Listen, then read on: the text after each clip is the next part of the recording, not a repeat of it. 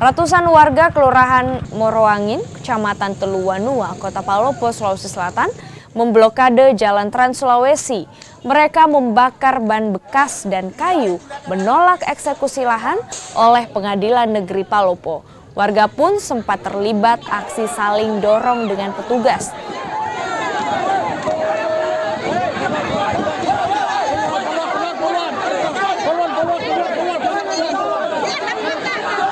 Warga menolak eksekusi lantaran mereka memiliki sertifikat tanah yang sah. Sementara di atas lahan itu terdapat 22 rumah. Meski menolak, namun warga berhasil dihalau oleh petugas.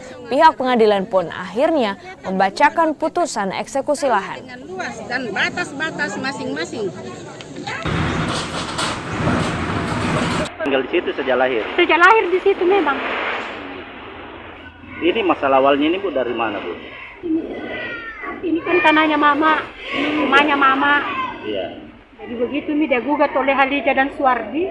Sampai kami seperkara, kami dikalahkan karena kami tidak mempunyai uang Pak, karena kami orang miskin Pak. Ada anakku lahir tinggal di sini. Ada ini sertifikatnya, lengkap. Sejak bayar pajak apa lengkap, ini sertifikat Pak. Bayar pajak? Bayar pajak saya semua Pak. Ini sertifikatnya Pak. Ya? Sertifikatnya saya punya rumah, saya punya tanahnya mama. Belum ada anakku tinggal di sini. Setelah ini Bu mau kemana Bu? Saya tidak tahu Pak, karena saya tidak mempunyai lahan. Sejengkal pun saya tidak mempunyai lahan, karena saya orang tidak punya Pak.